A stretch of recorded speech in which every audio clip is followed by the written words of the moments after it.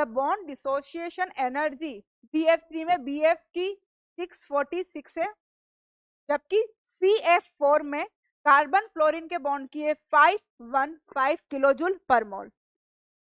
इस correct reason पूछा गया है।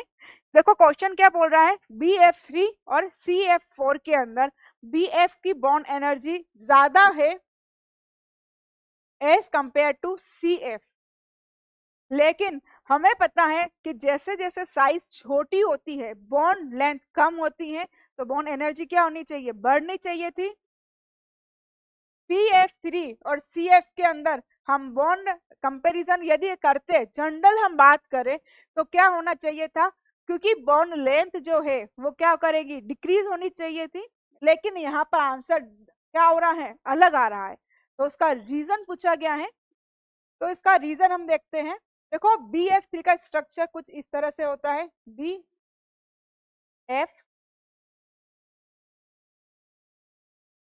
F F और फ्लोरीन के बोरोन के पास में क्या होता है, एक वेकेंट ऑर्बिटल है, और CF4।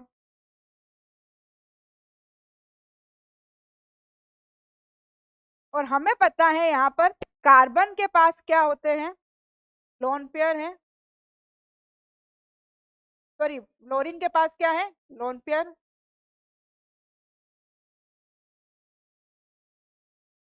क्या हो गया यहाँ पर, बैक बॉन्डिंग। BF3 में क्या हो गई है, बैक बॉन्डिंग हो गई है। BF3 की हम बात करें तो क्योंकि बोरोन के पास क्या था, वेकेंट ऑर्बिटल था, फ्लोरीन के पास क्या था, लोन पेयर प्रेजेंट है। और हमें पता है कि लोन पेयर और वेकेंट ऑर्बिटल होते वो क्या करते हैं, कोऑर्डिनेट बनाते हैं। क्योंकि यहाँ पर पहले से सिग्मा बॉन्ड प्रेजेंट था, तो अब जो नया बॉन्ड बना है तो हम क्या बोलते हैं, पाई कोऑर्डिनेट। क्या बोलते हैं, पाई कोऑर्डिनेट। लेकिन CF4 में कोई भी बैक बॉन्डिंग नहीं है, CF4 में कोई भी बैक बॉन्डिंग नहीं है। तो अब हम बात करें तो कार्बन और फ्लोरीन के बीच में सिंगल बॉन्ड है, और बोरोन और फ्लोरीन के बीच में क्या है, पार्शियल डबल बॉन्ड करेक्टर आ चुके हैं, पार्शियल डबल बॉन्ड करेक्टर आ चुके हैं। बॉन्ड की बात करें तो BF बॉन्ड कुछ इस तरह से है, जबकि CF बॉन्ड क्या है, सिंगल है। इस कारण बॉन्ड स्ट्रेंथ जो है वो क्या हो गई है, CF बॉन्ड की क्या हो गई है, इंक्रीज हो गई है। रीजन क्या है, बैक बॉन्डिंग, क्योंकि पाई क्या बॉन्ड बना है, तो बाई बॉन्ड बनने के कारण बॉन्ड स्ट्रेंथ क्या हो चुकी है, इसकी इंक्रीज हो चुकी। ऑप्शन देखते हैं हम, small size of boron as compare to carbon. ये तो स्टेटमेंट ही गलत हो गया, क्योंकि लेफ्ट टू राइट जाने पर साइज क्या होती है, लेफ्ट टू राइट जाने पर साइज क्या होती है, इंक्रीज होती है। तो बोरॉन ज्यादा होता है कार्बन से, साइज की हम बात करें तो ये स्टेटमेंट तो वैसे ही रॉन्ग हो गया। Strong p pi bond between boron and fluorine in BF3 as compared to between CF।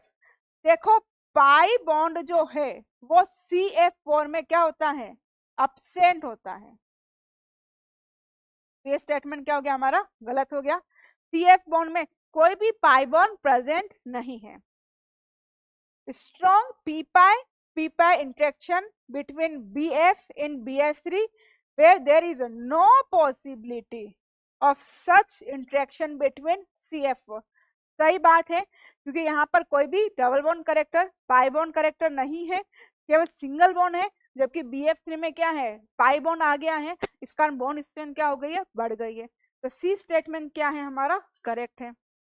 D भी चेक कर लेते हैं, the lower degree of p pi interaction between B and F। देखो वापस वही बात होगी, CF4 में तो कोई इंटरेक्शन है ही नहीं, तो हमारा करेक्ट आंसर क्या हो गया, ऑप्शन सी इज करेक्ट। क्या इसका रीजन हम क्या बोलते हैं, बैक बॉन्डिंग। क्या बोलते हैं, बैक बॉन्डिंग, पाई इंटरेक्शन, और पाई कोऑर्डिनेट भी जिसे बोला जाता है, जो किसमें प्रेजेंट है, CF3 में। CF4 में ऐसा कोई भी इंटरेक्शन नहीं होता। देखो रीजन क्या है ना, क्योंकि कार्बन के पास में कोई भी वैकेंट ऑर्बिटल नहीं है। यदि होता तो वो भी क्या कर लेता, पाई बॉन्ड बना सकता था, लेकिन कार्बन के पास में कोई भी वेकेंट ऑर्बिटल नहीं है।